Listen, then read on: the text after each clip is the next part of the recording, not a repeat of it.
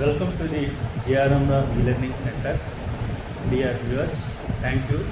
మా యొక్క ఛానల్ని వ్యూ చేస్తూ మనం ఆదరిస్తున్నాము వాళ్ళందరికీ కూడా ధన్యవాదాలు. మరింతమంది మా ఛానల్ సబ్స్క్రైబ్ చేసుకుంటారని ఆశిస్తున్నాను. ఈరోజు మనం కాస్ట్ అకౌంటింగ్ అనే సబ్జెక్ట్ నుంచి ఒక టాపిక్ని డిస్కషన్ చేయడానికి మీ ముందుకు రావడం జరిగింది.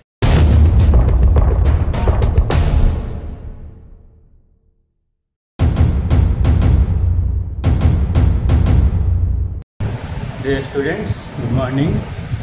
ఈరోజు కాస్ట్ అకౌంటింగ్ అనే సబ్జెక్ట్ నుంచి క్లాసిఫికేషన్ ఆఫ్ కాస్ట్స్ అంటే వ్యయాల వర్గీకరణ అంటాము.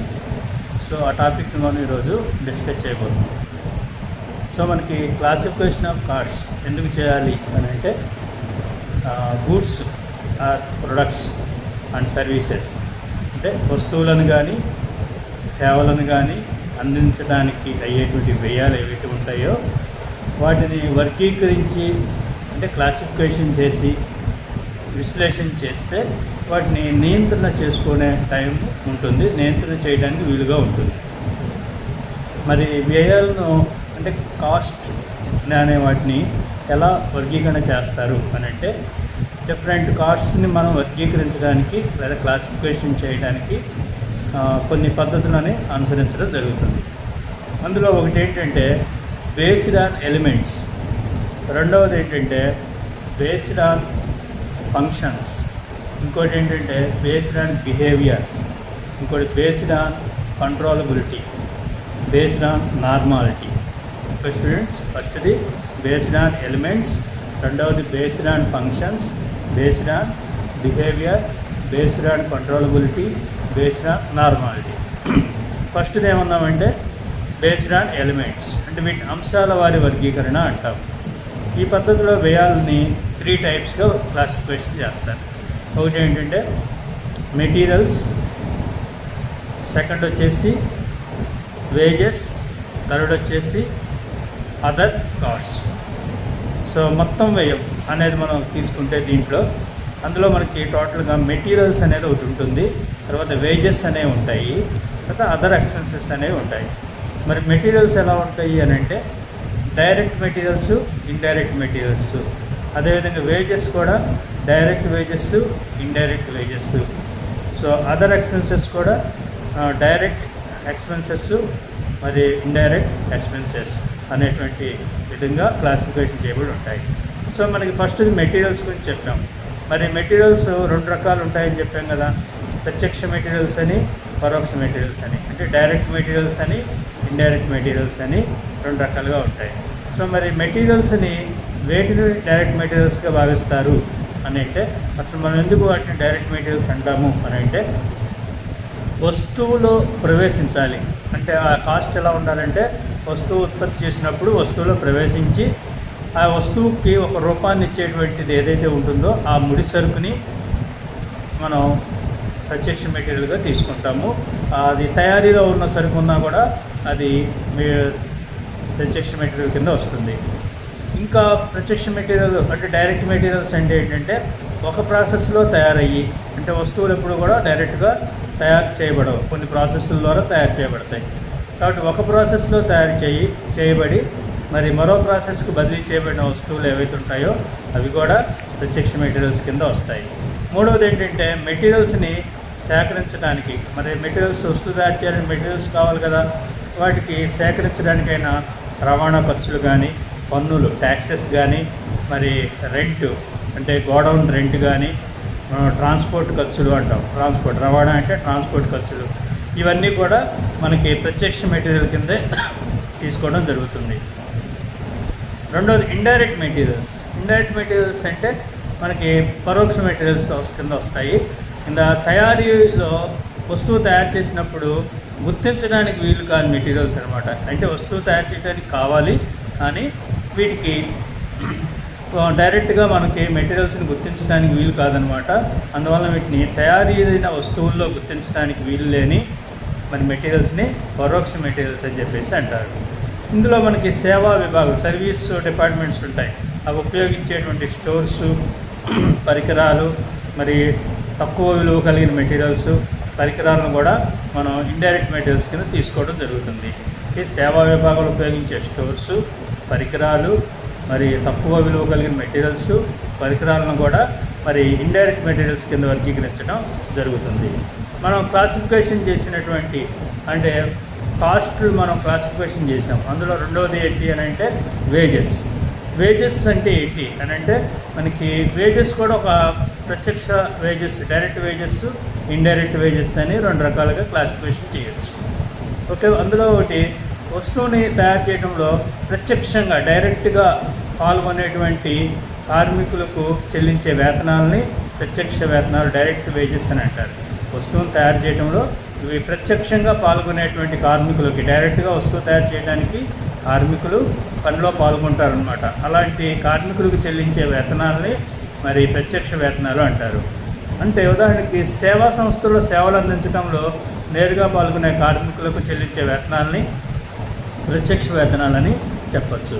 అంటే పర్యవేక్షకులు, ఫోర్మెన్లు వస్తూత్పత్తిలో నేరుగా పాల్గొనకపోయినా మరి వారికి చెల్లించే వేతనాలను ప్రత్యక్ష వేతనాలుగానే భావించడం జరుగుతుంది. ఇక్కడ మరి అప్రెంటిస్లు కానీ ట్రైనీస్ కానీ ఉంటారు. వాళ్ళు ఉత్పత్తి కార్యకలాపాల్లో పాల్గొంటే వారికి చెల్లించే వేతనాలు పరోక్ష వేతనాల కోవకు చెందుతాయి అన్నమాట. అప్రెంటిస్లు అంటే వారు కొంతమంది ట్రైనింగ్ తీసుకోవడానికి వస్తూ ఉంటారు. అటువంటి వాళ్ళకి ట్రైనీలు అంటే వాళ్ళకి స్టైఫండ్లు ఇస్తుంటారు అనమాట. అలాంటి వాళ్ళకి చెల్లించే వేతనాలని మరి వాళ్ళు ఉత్పత్తి కార్యకలాపాల్లో పాల్గొన్నప్పటికీ వాళ్ళకి చెల్లించే వేతనాలని పరోక్ష వేతనాలు అని చెప్పేసి అంటారు. అంటే ఒక పనిలో నేరుగా గుర్తించడానికి వీలు లేని కార్మికులకు చెల్లించే వేతనాలని పరోక్ష వేతనాలని చెప్పేసి అనొచ్చు.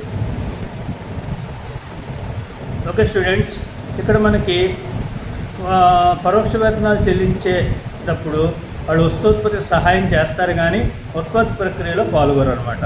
అంటే ఇంటర్నల్ ట్రాన్స్పోర్ట్ కానీ, మరి ఐడియల్ టైం వేజెస్ కానీ, మరి ఫ్యాక్టరీ ఆఫీసులో పనిచేసే సిబ్బంది వేతనాలు, సిబ్బంది వేజెస్, ఇవన్నీ కూడా మనకి పరోక్ష వేతనాల కింద వస్తాయి అన్నమాట. ఓకే స్టూడెంట్స్, ఇంకా మనం థర్డ్ కేటగిరీ వచ్చేసి క్లాసిఫికేషన్లో థర్డ్ ఏంటి అంటే ఇతర ఖర్చులు, అదర్ ఎక్స్పెన్సెస్. అంటే ఈ ఖర్చులను కూడా, ఈ ఎక్స్పెన్సెస్ని కూడా మనం మరి డైరెక్ట్ ఎక్స్పెన్సెస్ అని, ఇండైరెక్ట్ ఎక్స్పెన్సెస్ అని రెండు రకాలుగా వర్గీకరిస్తారు. డైరెక్ట్ ఎక్స్పెన్సెస్ అంటే ఏంటంటే ఒక పనికి కానీ, ఒక ప్రాసెస్కి కానీ, ఒక వర్క్కి కానీ, ఒక ప్రాసెస్కి కానీ, మరి ఆర్డర్కి కానీ నేరుగా కేటాయించదగిన ఖర్చులను ఏవైనా ఉంటే వాటిని ప్రత్యక్ష ఖర్చులు అని చెప్పేసి అంటారు. ఉదాహరణకి రాయల్టీలు కానీ, మరి ఎక్సైజ్ సుంకాలు కానీ, డ్రాయింగ్కి అయిన ఖర్చులు, ఇవన్నీ కూడా మనం డైరెక్ట్ ఎక్స్పెన్సెస్ కింద చెప్పచ్చు. మరి రెండోది ఏంటి ఇండైరెక్ట్ ఎక్స్పెన్సెస్. అంటే ఉత్పత్తికి నేరుగా ఛార్జ్ చేయడానికి, అంటే ప్రొడక్షన్కి డైరెక్ట్గా ఛార్జ్ చేయడానికి వీలు లేని ఖర్చులు ఏమైనా ఉంటే వాటిని ఇండైరెక్ట్ ఎక్స్పెన్సెస్ అని అంటారు. ఉదాహరణకి మరి రెంటు, ఆ యొక్క ఫ్యాక్టరీకి సంబంధించిన రెంట్ కానీ, మరి పన్నులు, ట్యాక్సెస్ కానీ, మరి ఇన్సూరెన్స్ కానీ, డిప్రిషియేషన్ కానీ, రిపేర్స్, ఇవన్నీ కూడా డైరెక్ట్గా మరి ఛార్జ్ చేయడానికి వీలు లేని ఖర్చులు అనమాట. ఇవి ఇండైరెక్ట్గానే ఛార్జ్ చేయగలరు, ఇండైరెక్ట్ ఎక్స్పెన్సెస్ కింద మనం తీసుకుంటాం. అయితే వస్తువుకి తయారు చేయడంలో అవసరమయ్యే ఖర్చుల్లో ఇది కూడా ఒకటే, కానీ ఇది ఇండైరెక్ట్గా ఖర్చు అవుతుంది కాబట్టి దీన్ని మనం ఇండైరెక్ట్ ఎక్స్పెన్సెస్ కింద తీసుకుంటాం. నెక్స్ట్ క్లాసిఫికేషన్లో మనకి నెక్స్ట్ ఏంటి అంటే ఫంక్షన్స్ బేస్ చేసుకొని, బేస్డ్ ఆన్ ఫంక్షన్స్. అంటే ఉత్పత్తి సంస్థ నిర్వహించే విధులను బట్టి కూడా వ్యయాలని వర్గీకరించడం అనేది జరుగుతుంది. అంటే సాధారణ ఉత్పత్తి సంస్థలు, నార్మల్ ప్రొడక్షన్ ఆర్గనైజేషన్స్ మరి కొన్ని విధులను నిర్వహించడం జరుగుతుంది. అదేంటంటే ప్రొడక్షన్ కాస్ట్, ఒకటి ఉత్పత్తి వ్యయం, రెండవది పరిపాలనా వ్యయం, మూడవది అమ్మకం మరియు పంపిణీ వ్యయం. అంటే ప్రొడక్షన్ ఫ్యాక్టరీ కాస్ట్, అంటే ఆఫీస్ ఎక్స్పెన్సెస్, మూడవది selling and distribution expenses. So production cost అంటే మనకి ఇందులో వస్తూత్పత్తికి దోహదపడేటువంటి మరి ప్రత్యక్ష మెటీరియల్స్, ప్రత్యక్ష వేతనాలు, ప్రత్యక్ష ఖర్చులు, ప్రత్యక్ష ఫ్యాక్టరీ ప్రత్యక్ష ఖర్చులు, ఫ్యాక్టరీ ఓవర్ హెడ్ ఖర్చులు అన్నీ కూడా ఇందులో ఉంటాయన్నమాట. ఏంటంటే ప్రొడక్షన్ కాస్ట్లో వస్తూత్పత్తికి దోహదపడేవి అంటే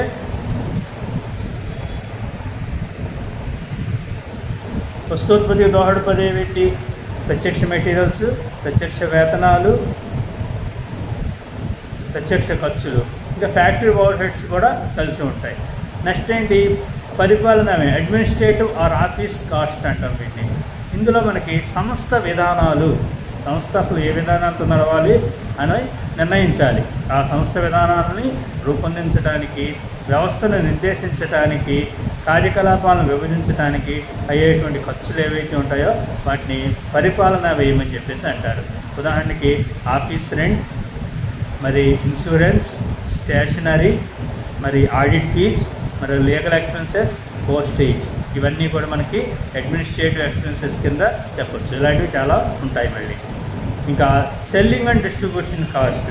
ఇందులో ఏంటంటే వస్తువులకి మరి గిరాకీ రావాలి, డిమాండ్ రావాలి. డిమాండ్ రావడం కోసం డిమాండ్ క్రియేట్ చేయడం కోసం, మరి డిమాండ్ని స్టాండర్డైజ్ చేయడం అంటే నిలబెట్టడం కోసం, గిరాకీని అంటే డిమాండ్ని మరి ఇంక్రీజ్ చేయడం, ఎన్హాన్స్ చేయడం కోసం ఆయన ఖర్చులు ఏవైతే ఉంటాయో వాటిని సెల్లింగ్ ఎక్స్పెన్సెస్ అని చెప్పి అంటారు.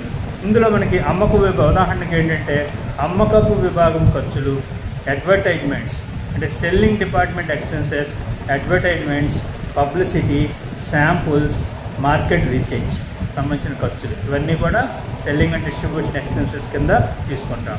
ఇంకా స్టోర్స్లో మెటీరియల్స్ని డెలివరీ చేయడం, తిరిగి వచ్చిన ఖాళీ పెట్టెలను బాగు చేయడం వరకు అయ్యే వివిధ ఖర్చులన్నీ కూడా పంపిణీ ఖర్చులు, డిస్ట్రిబ్యూషన్ ఎక్స్పెన్సెస్ అంటారు.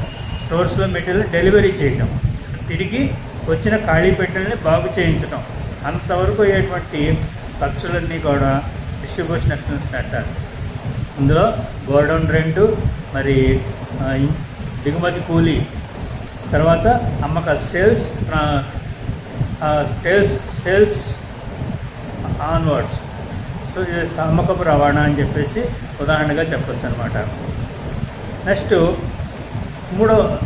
ప్రవర్తనను బట్టి వర్గీకరణ అంటే బిహేవియర్, బేస్డ్ ఆన్ బిహేవియర్ని బట్టి కూడా వర్గీకరణ చేస్తారు.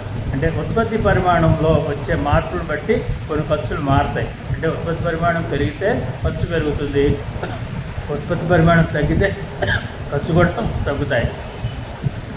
అయితే ఉత్పత్తి పరిమాణం వచ్చే మార్పులను బట్టి కొన్ని ఖర్చులు మారుతాయి, వాటికి కొన్ని ఖర్చులు స్థిరంగా ఉంటాయి, మరికొన్ని వరకు స్థిరంగా ఉండి కొంతమేర స్థిరంగా ఉండి ఆ పైన పెరగడం అనేది జరుగుతుంది.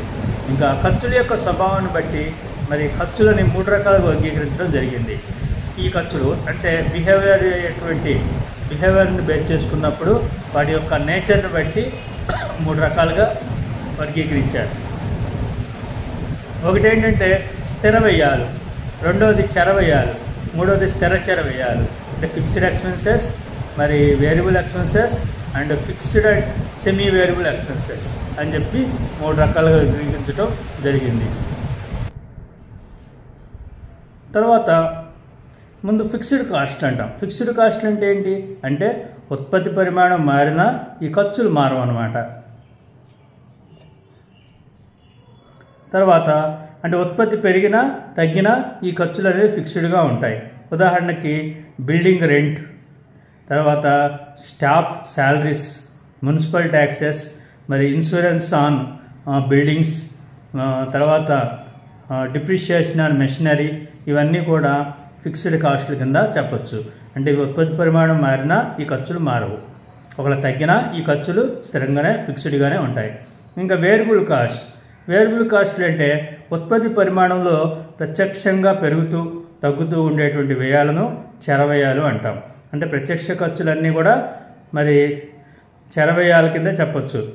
అంటే మరో విధంగా చెప్పాలంటే ఉత్పత్తి పరిమాణం పెరిగితే చర వ్యయాలు మొత్తం కూడా పెరుగుతుంది. డైరెక్ట్ ఎక్స్పెన్సెస్ ఏ ఉంటాయి అంటే మెటీరియల్ అనేది డైరెక్ట్ ఎక్స్పెన్స్, అది ఉత్పత్తి పెరిగితే పెరుగుతుంది, లేదా తగ్గుతుంది, కాబట్టి చర వ్యయం కింద చెప్తాం. కాబట్టి ఫిక్స్డ్గా ఇంత ఖర్చు అనేది ఉండదు మెటీరియల్స్కి. కాబట్టి ప్రత్యక్ష ఖర్చులు ఏముంటాయి అవన్నీ కూడా చర వ్యయాల కింద చెప్పొచ్చు అనమాట. నెక్స్ట్ది స్థిర చర వ్యయాలు, సెమీ వేరియబుల్ ఎక్స్పెన్సెస్, అంటే కొంత స్థిరంగాను కొంత చరంగాను ఉంటాయన్నమాట. ఈ ఖర్చులు ఏంటంటే కొంత స్థిరంగా ఉండి ఆ పైన పెరగడం అనేది జరుగుతుంది. అయితే ఈ పెరుగుదల అనేది ఉత్పత్తి పెరిగినంతగా ఉండాలని లేదు. ఉదాహరణకి టెలిఫోన్ ఖర్చులు, తరుగుదల, కార్మికుల నష్టపరిహారాలు. టెలిఫోన్ ఖర్చులు ఉన్నాయంటే మంత్లీ ఒక బిల్లు కట్టుకుంటే నెలంతా ఆ బిల్లే, సో దానికి పెరగడం తగ్గడం అనేది ఉండదు. ఇంకొక టారిఫ్ రేట్ ఎక్కువ తీసుకుంటే దానికి పెరుగుతుంది, అంతకన్నా పెరిగే అవకాశం ఉండదు అనమాట. తరుగుదల, కార్మికుల నష్టపరిహారం, లేబర్ కాంపన్సేషన్ అనమాట. నెక్స్ట్ క్లాసిఫికేషన్ చేసింది మనకి ఇంకొక రకాన్ని బట్టి ఇంకో ఏంటంటే కంట్రోలబిలిటీని బేస్డ్ ఆన్ కంట్రోలబిలిటీని కూడా మరి కాస్ట్ని వర్గీకరించడం జరిగింది. వీటిలో మనకి నియంత్రణ చేయటానికి గల అవకాశాలను బట్టి మరి వ్యయాలని కాస్ట్ని మరి 2 రకాలుగా 2 టైప్స్గా క్లాసిఫికేషన్ చేశారు. ఒకటి ఏంటంటే కంట్రోలబుల్ కాస్ట్, రెండోది అన్కంట్రోలబుల్ కాస్ట్. అంటే నియంత్రణ చేయగల వ్యయాలు, రెండోది నియంత్రణ చేయలేని వ్యయాలు. నియంత్రణ చేయగలిగిన వ్యయాలు ఏంటంటే యాజమాన్యం చర్యల వల్ల నియంత్రణ చేయడానికి వీలైనటువంటి ఖర్చులని మరి ఈ వర్గం కింద చేర్చడం అనేది జరుగుతుంది. ఉదాహరణ మెటీరియల్స్ని ఎక్కువ పరిమాణంలో కొనుగోలు చేయటం వల్ల మరి కొనుగోలు అధికారి కొనుగోలు వ్యయాన్ని తగ్గించడం అనేది జరుగుతుంది. నియంత్రణ చేయలేని వ్యయాలనుకోండి, యాజమాన్యం చర్యలు ఉన్నాయనుకోండి, వాటిని అదుపు చేయటకు వీలుగాని ఖర్చులను ఈ యొక్క సెక్షన్లో తీసుకోవడం జరుగుతుంది. ఉదాహరణకి ఫ్యాక్టరీ అద్దె, మేనేజర్ జీతం మొదలైనవని చెప్పొచ్చు. ఇంకా ఐదవది ఏం చెప్పామంటే మరి నార్మాలిటీని బట్టి కూడా కాస్ట్ని 2 రకాలుగా వర్గీకరించడం చేశారు. Normal cost, abnormal cost. ఈ కాస్ట్ అనేది నార్మల్లీ మనకి అవుట్పుట్ ఎలా ఉందో చూసి దాని కండిషన్ బట్టి మరి ఈ యొక్క నార్మల్ కాస్ట్ అనేవి అటైన్ అవడం అనేది జరుగుతుంది, అంటే సంభవించడం అనేది జరుగుతుంది. అబ్నార్మల్ కాస్ట్లు అనేవి మరి ఇది నార్మల్గా ఇంకర్డ్ అవ్వవు, అంటే ఒక లెవెల్ వరకు ఖర్చు పెట్టిన తర్వాత కండిషన్స్ అనేవి మరి ఏవైతే ఉన్నాయో దానికి అనుగుణంగా కాకుండా మరి ఆ లెవెల్ దాటి ఖర్చులు అనేవి అటైన్ అవటం అనేది జరుగుతుంది. వాటిని మనం అబ్నార్మల్ కాస్ట్లు అని చెప్పేసి అంటాము. సో మనకి కాస్ట్ని క్లాసిఫికేషన్ చేయటం అనేది జరిగింది. ఇలా చేయటం వల్ల ఏంటంటే మనకి వస్తువు యొక్క వ్యయాలను నియంత్రణ చేయడానికి, వాటిని విశ్లేషణ చేయడానికి వీలవుతుంది. ఓకే స్టూడెంట్స్, ఈ టాపిక్ని బాగా చదువుకోగలరు. Thank you very much.